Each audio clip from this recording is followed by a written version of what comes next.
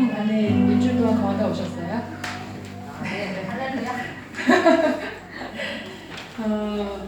여러분 혹시 그 개인적인 삶 속에서 내 자신에게서 또 우리 가정에게서 아니면 내가 살아가고 있는 일터나 이 세상 가운데서 도무지 납득할 수 없는 일을 마주할 때가 있으신가요? 때로는 억울하기도 하고 때로는 좀 당황스럽기도 하고 도저히 받아들일 수 없는, 그래서 누구에게라도 좀 호소하고 싶고 누구에게라도 이렇게 하소연하고 싶은 그런 일들이 좀 있으세요? 우리가 살아가는 세상을 바라볼 때, 내가 살아가는 우리 가정을 바라볼 때, 내 자신을 바라볼 때, 도대체 이게 어떻게 되려고 이러는 걸까, 이런 생각이 드는 그런 탄식이 흘러나올 때가 있는지 한번 좀 돌아보시면 좋겠습니다. 때로는 믿음으로 넘어보려고 하지만 믿음으로 넘어가기가 참 어려운 일들도 많이 있고요. 믿음으로 이해하고 받아들여 보려고 하지만 믿음으로 받아들이기에는 너무나도 어려운 그런 힘든 문제들도 있습니다. 그런 문제 앞에 우리가 딱 서게 되면 아픔도 느껴지고 슬픔도 느껴지고 때로는 애통하는 마음과 탄식하는 마음, 분노의 마음도 일어나다가 나중에 되면 내가 할 수 있는 게 없나? 이런 생각에 좀 무기력함까지도 오는 경우가 있는 것 같습니다. 그러면 어디라도 누군가라도 호소하고 싶은 마음이 일어나는데 여러분들은 그럴 때 어떻게 하세요? 우리는 이번 달에 하박국서를 통해서 하나님 메시지를 좀 살펴보려고 해요. 지난달까지 느헤미야서를 통해서 우리의 삶의 성벽을, 일상을 재건하는 일들을 좀 살펴보고 또 어떻게 하나님의 자녀로서의 삶을 살아갈 수 있는지를 좀 살펴봤거든요. 이번 11월 달은 하박국서를 좀 찾아보려고 합니다. 여러분 그 성경에 보면 여러 선지자들이 있어요. 예언자들이 있는데 대부분의 예언자들이 하는 일은 뭐냐면 하나님의 메시지를 받아서 그거를 이스라엘 백성들, 자신의 백성들에게 전달해주는 역할을 했습니다. 근데 이 하박국은 조금 달라요. 어떻게 다르냐면 하박국은 반대로 하나님의 메시지를 받았는데 그게 자기 안에서 해석이 안 되는 거예요. 다른 선지자들은 그걸 받아서 그대로 전했는데 하박국은 하나님의 메시지를 받긴 받았는데 그게 본인 안에서 납득이 안 되고 해결이 되지 않고 너무 의문이 많은 거예요. 그래서 오히려 사람들의 마음을 그대로 받아서 하나님 앞에 호소하는 선지자입니다. 그러니까 어떻게 보면 우리의 이야기를 하나님께 전달해주는 선지자예요. 다른 선지자들하고는 좀 다릅니다. 그래서 하박국서가 3장까지밖에 없지만 하박국서를 읽다 보면 내 마음 같다, 내가 고민해봤던 문제다, 내가 하나님 앞에 호소해봤던 문제다, 이런 생각들이 있습니다. 우리 삶 속에서 도무지 납득할 수 없는 일을 맞이할 때 때로는 좀 억울하기도 하고 당황스럽기도 하고 황당하기도 하고 내가 이걸 다 받아들이기에는 내 삶의 그릇이 안 되겠다라고 생각되는 그런 문제들도 있죠. 그럴 때 탄식이 흘러나오는데 그럴 때 우리 안에 드는 의문들을 하박국이 오히려 하나님 앞에 대신 전해줍니다. 믿음으로 넘어보려고 하지만 하나님이 함께 하시는구나, 하나님이 인도하시는구나, 이게 하나님의 방법이구나 라고 받아들이고 싶지만 받아들일 수 없는 그런 어떤 문제들을, 그래서 그때 터져나오는 질문들을 하박국이 오히려 하나님 앞에 합니다. 하나님, 도저히 이해할 수 없는 상황이 계속되는데 이 상황에서 하나님은 무엇을 하고 계십니까? 제가 이 상황을 어떻게 바라보기를 바라십니까? 라고 지금 하박국이 하나님 앞에 질문을 하고 있습니다.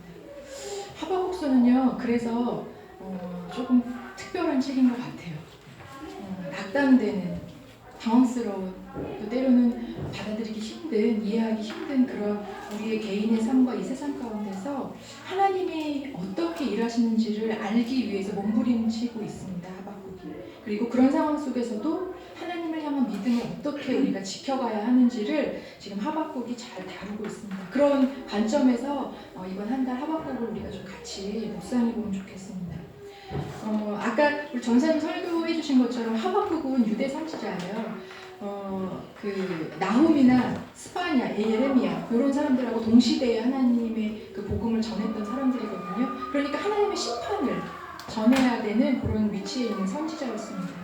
이때 그 하박국의 배경을 좀 살펴볼 필요가 있는데요. 아까 이야기한 것처럼 이스라엘이 북이스라엘과 남유다로 나눠졌을 때 북이스라엘이 너무 부패해가지고 먼저 아수르에 의해서 멸망당하잖아요. 그걸 보고 남유다 사람들이 우리는 저렇게 살면 안 되는데 이렇게 했으면 좋았을 텐데 그러지 못했어요. 그래서 똑같이 북이스라엘과 똑같은 길을 갑니다. 남유다 사람들이 그렇게 계속적으로 부패한 생활을 하고 하나님의 율법이 더 이상 통용되지 않는 그런 삶을 사니까 하박국 선지자가 그거에 대해서 이제 하나님 앞에 질문을 하게 됩니다. 그때 하박국 안에서는 지금 하박국서가 있었을 때 어떤 일이 있었냐면은 내부적으로는 여호야김이라는 유대에 아주 좋지 않은 그 말년의 왕이 있었거든요. 그 왕이 이교도의 관습을 다 들여와요. 다 허용해 줍니다. 그래서 완전히 질서가 다 무너졌어요. 외부적으로는 바벨론이 곧 침공해 와서 너희도 멸망시킬 거야 라는 이야기가 돌고 있는 시점이었어요. 내부적으로는 부패해서 더 이상 소망이 없고 외부적으로도 무언가 우리를 쓰러뜨리려고 한다라는 위협 가운데 있는 이 상황에서 하박국이 어떤 메시지를 받았냐면 부패한 유다를 바벨론을 통해서 심판할 것이다. 이런 하나님의 메시지를 받았거든요. 그럼 그걸 다시 전해야 되잖아요. 근데 하박국이 이해가 안 되는 거예요. 자기는 받아들일 수 없는 거예요. 그게. 그래서 하나님 앞에 1장에서 지금 두 가지 질문을 합니다. 불평을 하는 거예요. 하나님한테 호소를. 뭐라고 하냐면 첫 번째는 하나님, 당신의 백성이 이렇게 지금 부패해 있는데 이 땅의 이 질서를 왜 회복시키지 않고 그대로 보고 계십니까? 라고 먼저 질문을 해요. 하나님한테. 유다 안에 불의가 만연한 것을 왜 하나님이 보고 계십니까? 하나님이 정말 계십니까? 유다 땅을 사랑하신 게 맞습니까? 라고 질문을 하는 거예요. 그럴 때 하나님이 뭐라고 하셨냐면 맞다. 그래서 내가 그 부패한 유다를 어떻게 하시냐면 바벨론을 통해서 징벌할 거다. 이렇게 얘기를 하십니다. 하박국이요. 원하는 대답이 아니었던 거예요. 하박국이 하나님 앞에 호소하고 질문을 했는데 이 땅을 고쳐달라고, 내가 사랑하는 이 민족 고쳐달라고, 이대로 그냥 보지 마시고 어떻게든 해결해 주세요 라고 했는데 하나님이 말씀하신 대답이 하박국이 원하는 대답이 아니었던 거예요. 그래서 하나님이 두 번째 질문을 합니다. 하박국이 뭐라고 질문하냐면 하나님, 어떻게 유다보다 더 악한 바벨론을 통해서 유다를 징벌하십니까? 그게 말이 된다고 생각합니까? 라고 질문하시는 거예요. 1장 뒷부분에 보면은요, 그 하나님의 그 방법이 얼마나 어처구니 없는 방법인지를 예를 들어서 조목조목 설명해요. 하박국이. 이 하박국이 참 대단한 사람인 거예요. 하나님, 바벨론이 그물에다가 유다 사람들을 모아서 잡아들이고 자기들은 희귀 낙락하고 살 때 그냥 놔두실 거냐. 지금 하나님이 하시려고 하는 일이 바로 이와 같은 거라고. 더 나쁜 사람이 조금 덜 나쁜 사람을 잡아들인 다음에 자기들은 잘 살려고 하는 거랑 똑같다고. 이게 하나님 방법이 맞냐고 그렇게 지금 이야기를 하는 거예요. 그런 다음에 하나님께서 하박국이 하나님한테 이제 그렇게 질문을 한 다음에 2장에 가면 하나님이 뭐라고 하시는지 내가 기다리겠습니다. 응답해 주십시오라고 이제 기다리는 장면이 나옵니다. 저는 하박국서를 이렇게 읽으면서 1장을 읽으면서 언젠가 내가 늘 하나님 앞에 했던 질문과 너무 같다라는 생각이 들었어요. 하나님 앞에, 하나님 도대체 지금 제 상황을, 제가 살고 있는 이 사회의 상황을, 우리 가정의 상황을, 나 자신의 문제를 왜 하나님 그냥 두고 보십니까? 좀 어떻게 내 문제를 좀 해결해 주셔야 되는 거 아닙니까? 하나님이 좀 주도적으로 좀 알아서 좀 회복시켜 주셔야 되는 거 아닙니까? 라고 이렇게 질문하고 호소했던 적들이 있었거든요. 하나님이 일을 하세요. 일을 시작하시면 하나님 그 방법은 마음에 들지 않습니다. 다른 방법 없습니까? 좀 더 다른 방법 없습니까? 하나님 그게 정말 주님의 방법이 맞습니까? 라고 또 항변하고 있는. 지금 여러분이 맞닥뜨려 있는 상황들은 어떤 것들이 좀 있으세요? 개인적으로나 가정에서나 사회에서나 도저히 납득할 수 없는, 받아들이기에 너무나도 당황스럽고 때로는 좀 억울하기도 하고 주여 도대체 어떤 상황인가요? 라는 탄식이 저절로 흘러나오는 그런 상황들이 무엇인지, 믿음으로 넘어보려고 하지만 넘기 힘든 문제들, 믿음으로 좀 이해해보려고 하지만 품기에는 내 믿음의 그릇이 너무 작은가? 라는 생각이 드는 그런 문제들은 무엇인지 좀 생각해 보시기 바랍니다. 여러분, 이런 상황이 딱 닥쳤을 때 여러분들은 어떻게 하세요? 그런 상황이 전혀 없을 수는 없잖아요. 그런 상황이 여러분 개인적으로, 공동체적으로 닥쳤을 때 여러분들은 어떻게 하고 계십니까? 저는 오늘 말씀을 통해서 여러분들에게 그렇게 건면하고 싶어요. 하박국처럼 그냥 하나님 앞에 좀 호소하면 좋겠다 이 생각이 듭니다. 도저히 이해할 수 없다고, 도저히 왜 이 상황이 이렇게 되어가고 있는지 이해할 수 없습니다. 내 삶의 문제가 왜 계속 이렇게 남아있는지 이해할 수 없습니다. 하나님의 뜻이 무엇입니까? 하나님, 내가 어떻게 해야 합니까? 라고 하나님 앞에 여과 없이 좀 부르짖어 봤으면 좋겠습니다. 여러분, 제가 처음에 사역을 할 때 저희 교회에 한 50대 정도 되신 집사님이 아닌 성도님이 오셨어요. 그래서 그분이 신앙생활 하신 지 한 1년 정도 되셨나? 그러면서 교사를 하시겠다고 오신 거예요. 그래서 저희 부서에. 근데 이분은 교회를 다녀본 적이 없고 교회라는 문화를 별로 접해본 적이 없어서 다 낯선 거예요. 그래서 늘 주일날 오면 저한테 뭐 이것저것 많이 물어봤거든요. 근데 한 번은 저한테 이렇게 물어보시는 거예요. 전사님, 기도는 어떻게 해야 되는 거예요? 이렇게 물어보셨어요. 그러면서 뭐라고 하시냐면 남편이 교회에 열심히 어렸을 때부터 열심히 다니셨는데 본인이 이제 1년 정도 신앙생활 하면서 조금 하나님에 대해서 알기 시작하니까 자기 기도라는 걸 해봐야겠다고 생각해서 방에서 이제 기도를 했는데 이분이 되게 좀 자유로운 영혼이셨거든요. 그래가지고 하나님 혹시 아빠라고 불러도 되나요? 뭐 이러면서 뭐 하나님 아빠 뭐 오늘 너무너무 열받았어요 제가 막 이러면서 이렇게 그런 얘기들을 두런두런 방 안에서 중얼중얼 했대요. 근데 갑자기 그 남편이 문을 확 열고 들어오시더니 어디 하나님 앞에 불경스럽게 그렇게 얘기를 하냐고 그러시더래요. 그래서 그분이 너무 이제 충격을 받은 거예요. 그래서 왜냐면 자기가 기독교라는 문화를 모르니까 내가 뭘 잘못했나 이렇게 생각을 하신 거예요. 그 순수한 마음에 주일날까지 그걸 가지고 저한테 오셨어요. 그래서 제가 선생님 그냥 그렇게 기도하셔도 좋을 것 같다고. 얼마나 좋냐고. 하나님의 아빠인데 아빠한테 그냥 이렇게 두런두런 털어놓듯이 얘기하는 거 하나님도 기뻐하실 거라고. 그 성도님이 불경스러운 게 아니냐 이렇게 물어보시더라고요. 전혀 아니라고. 그냥 하나님 그렇게 어려운 분 아니니까 그냥 생각나는 대로 엄마랑 대화하듯 친구랑 대화하듯이 그렇게 하라고. 성경에도 다 그렇게 얘기하셨다고 그렇게 얘기를 해드렸거든요. 저는 여러분들이 그렇게 하면 좋겠어요. 하나님 앞에 받아들일 수 없고 믿음으로 넘어설 수 없고 도저히 납득할 수 없고 너무나도 억울하고 이런 상황, 하나님에게조차 의문이 생기는 그런 모든 상황들을 그냥 하나님 앞에 이야기하면 좋겠습니다. 없는 척, 내가 믿음이 있는 척, 언젠가는 넘어설 수 있는 것처럼 그냥 묻어두는 게 아니라 그냥 여러분 안에 드는 생각과 느낌들을 여과 없이 하나님 앞에 좀 부르짖으면 좋겠어요. 참 다행인 건 뭐냐면 성경에 보면 우리가 생각하는 사람들도 다 하나님 앞에 이렇게 했습니다. 여러분 우리가 잘 아는 믿음의 조상이라고 하는 그 아브라함은요 얼마나 하나님 앞에 따졌는지 몰라요. 그 소돔성 멸망할 때 기억나시죠? 소돔성을 멸망시키겠다라고 했을 때 하나님이 아브라함을 싹 불러서 얘기를 하잖아요. 비밀을 흘려주시잖아요. 내가 소돔성 멸망시킬 거야. 그때 아브라함이 어떻게 하는 줄 아세요? 6번이나 의인이 50명이면 45명이면 이렇게 하잖아요. 그 장면이 아주 공손하게 주님 이런 장면이 아니에요. 쭉 읽다 보면 아브라함이 어떻게 얘기하냐면 이렇게까지 얘기해요. 주님께서 이같이 하는 것이 의인을 악인과 함께 죽이는 것은 부당합니다. 이렇게 따져요. 의인과 악인을 같이 하시는 거 부당합니다. 세상을 심판하시는 이가 정의를 행해야 되지 않습니까? 이렇게 얘기해요. 그러니까 하나님 입장에서 보면 하나님이 하시겠다는 얘기를 흘려줬는데 그거에 대해서 지금 반박하고 따지는 거예요. 아브라함도 그랬습니다. 아브라함도 하나님이 들려주시는 그 음성 앞에 하나님, 내가 생각하는 하나님이 이런 분 아닌데 하나님이 지금 행하시려는 일 너무 부당합니다. 라고 이렇게 따집니다. 여러분 모세는 어떤 줄 아세요? 출애굽을 했어요. 해서 시내산에서 그 금송아지를 만들잖아요. 10계명 받으러 가는 동안. 내려왔더니 난리가 난 거예요. 금송아지 만들고 축제하고 하나님 없다고 그러고 막 그러고 있었어요. 그때 하나님이 너무 이 이스라엘 백성들이 정말 그 말 그대로 지긋지긋하셨나 봐요. 그래가지고 이제는 더 이상 내가 이 이스라엘 백성들을 끝까지 데려가지는 않겠다. 포기해버리겠다. 이렇게 없애버리게 내 생각에서 마음에서 없애버리겠다 이렇게 얘기를 하십니다. 그때 모세가 따져요. 모세가 따집니다. 하나님이 지금 여기에서 이스라엘 백성들 놔버리시면은요, 우리가 출애굽하는 동안에 주변 사람들이 야, 니넨 하나님의 백성이구나 라고 했던 그 민족들이 다 손가락질할 거예요. 하나님에 대해서도 우리에 대해서도 손가락질할 거예요. 약간 이건 협박 아닙니까? 그렇게 얘기를 하는 거예요. 하나님 그러시면 안 된다.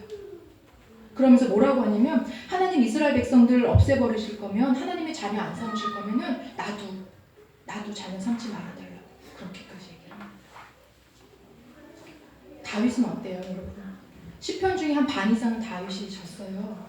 근데 다윗은 우리가 생각하면 수금과 비파를 타는 그런 아름답고 고귀하고 입술이 되게 아름다울 것 같은 그런 그 말이 아름다운 언어만 구성할 것 같은 그런 사람이잖아요. 근데 여러분 시편을 한번 읽어보세요. 시편을 한번 꼭 읽어보세요. 시편을 보면요, 다윗이 얼마나 자기가 갖고 있던 아픔과 슬픔과 분노를 하나님 앞에 그대로 토로했는지 몰라요. 심지어는 그 악인을 멸해달라고 저 산에 뿌리에다 박아달라고 막 그렇게까지 얘기하고 정말 말이라고 저렇게 하면 되나 이렇게 싶을 정도로 정말 다윗이 그대로 하나님 앞에 여과 없이 다 얘기합니다. 그리고 하나님 앞에 내가 언제까지 하나님 부르짖어야 합니까? 언제까지 나를 이대로 놔두실 거예요? 정말 하나님 공의의 하나님 아니고 그렇게 하나님 앞에 부르짖습니다. 하나님께서 내가 참 사랑하는 자들이라고 얘기한 그들도 하나님 앞에 그렇게 호소하고 부르짖었습니다. 우리도 하나님 앞에 그렇게 부르짖으면 좋겠어요. 근데 중요한 게 있어요. 여기서 이분들은요, 하나님 앞에 부르짖긴 부르짖는데 한 가지 공통점이 있었습니다. 그건 뭐냐면 하나님의 신실하심을 신뢰하면서 그것을 근거로 하나님 앞에 부르짖었어요. 하나님 어디 한번 봅시다. 내가 하나님 이렇게 하면 나 하나님 정말 더 이상 하나님을 인정 안 할 거예요. 이런 마음에서 시작된 게 아니라 하나님 당신은 공의롭고 진실한 분 아닙니까? 하나님 당신은 우리를 끝까지 인도하실 구원자 아니십니까? 내가 알기에 하나님은 그런 분이신데 하나님 그렇다면 이 문제를 하나님 어떻게 해결하실지 알려주십시오 라고 얘기하시는 거예요. 하나님 앞에 호소할 때 우리에게 중요한 마음가짐이 있습니다. 그거는 하나님의 신실하심을 온전히 신뢰하는 마음을 가지고 하는 겁니다. 다윗도요, 모든 시편에서 앞에는 그렇게 하나님 앞에 표출하고 여과 없이 이야기하고 하나님 앞에 다 얘기한 다음에 마지막에 가면 항상 하나님에게 뭐라고 하냐면 그럼에도 불구하고 나는 하나님의 도우심을 기다립니다. 그럼에도 불구하고 당신은 나의 하나님이십니다. 내가 하나님을 찬송합니다. 그렇게 얘기를 합니다. 고통과 절망과 또 아픔과 분노의 상황 등은 어쩌면 우리의 잘못으로 우리의 잘못된 선택으로 오는 것도 많이 있습니다. 하나님께서 우리의 믿음을 연단하기 위해서 주시는 것들도 있지만 사실은 우리의 부족함과 악함 때문에 어려운 상황들이 우리 가정에서 내 안에서 우리 사회에서 오는 경우들도 있습니다. 그런데 이런 상황을 바라볼 때 우리 안에 드는 슬픔과 의문과 고통과 탄식은 어쩌면 하나님께로부터 오는 것일 수도 있다는 것, 그것들을 좀 생각해 보면 좋겠습니다. 왜 내 삶에 도대체 이런 일이 일어날까? 하나님이 계시다면 이런 상황을 가만히 놔두실까? 마치 하나님이 침묵하시는 것처럼, 하나님이 없는 것처럼, 하나님이 내 삶에 관여하시지 않는 것처럼 묵과하시는 것처럼 느껴질 때 여러분 그때 가만히 한번 들여다보세요. 여러분 안에 이런 질문들, 여러분 안에 이런 슬픔들, 여러분 안에 이런 분노들, 또 여러분 안에 이것이 해결돼야 되는데 라는 간절한 이 애통하는 마음들이 여러분 안에 일어난다면 그게 어디로부터 온 것 같아요? 그건 바로 하나님께로부터 온 것입니다. 하나님이 우리의 처한 현실을 바라보면서 우리 자신과 이 세상을 바라보면서 느끼시는 그 아픔과 슬픔과 분노와 애통과 탄식이 하나님의 형상을 닮은 우리를 통해서 지금 이 땅에 이렇게 흘러가고 있는 거예요. 하나님이 침묵하시는 게 아니라 하나님의 마음을 닮은 우리를 통해 하나님의 마음이 지금 흘러가고 있다는 겁니다. 제가 아는 전도사님이 이런 말을 하시더라고요. 하나님께서는 우리가 완전한 선택을 하도록 하시진 않지만 우리가 선택한 부족한 그 선택을 완전하게 만들어가 주십니다. 이렇게 얘기하시더라고요. 때로는 우리가 부족한 선택을 하고 때로는 연약한 모습들이 이 땅에서 이루어지는 걸 보지만 하나님께서는 지금도 일하고 계시기 때문에 그 선택을 하나님의 방법으로 아름답게 만들어 가신다는 것들을 신뢰하시면 좋겠습니다. 여러분 안에 하박국처럼 또 믿음의 선배들처럼 이런 마음들이 든다면 그대로 좀 한번 토로해 보세요. 하나님 앞에 부르짖어 보세요. 마음에 드러나는 감정도 속상함도 또 이해할 수 없는 상황에 대한 불평도 하나님께 그대로 한번 호소해 보시기 바랍니다. 이때 꼭 기억해 주세요. 우리가 우리 삶에 대해서 세상에 대해서 고뇌하고 있을 때 하나님도 지금 그 문제에 대해서 함께 고뇌하고 계시다는 걸 꼭 기억하시면 좋겠어요. 문제를 시작하게 하신 문제의 처음 시작부터 하나님이 함께 하셨기 때문에 결국에 그 일을 완전하게 이루실 분도 하나님이시거든요. 하나님은 침묵하시는 게 아니라 우리 안에 그런 마음들을 들게 하셔서 주님의 마음을 세상에 지금 흘려보내고 계십니다. 하나님이 뒷짐지고 계신 게 아니라 우리에 대해서, 우리 문제에 대해서, 이 세상에 대해서 가장 아름답게 만들어가기 위한 계획을 가지고 지금 일하고 계시다는 걸 꼭 기억하면서 여러분들의 마음을 좀 이야기하시면 좋겠습니다. 그리고 한 가지 더 기억하세요. 하나님의 약속을 기억하시면 좋겠습니다. 여러분, 우리는 좋은 시절을 살 수도 있고 또 아픈 시절을 살 수도 있고 일이 잘 될 때도 있고 잘 되지 않을 때도 있습니다. 억울함을 당할 때도 있고 또 인정을 받을 때도 있어요. 근데 하나님이 우리에게 뭘 약속하셨냐면 우리가 결코 고통을 당하지 않을 것이다 라는 걸 약속하신 게 아니라 어떠한 상황에서도 우리와 함께 하신다는 걸 약속하셨어요. 하나님의 그 약속을 우리가 좀 기억하시면 좋겠습니다. 그리고 우리 수도센터 식구들이 그런 아픔들을, 그런 애통함들을, 탄식과 분노들을 나눌 때 우리도 같은 마음으로 좀 들어주고 같이 보듬어주고 함께 기도하면서 나아가면 좋겠습니다.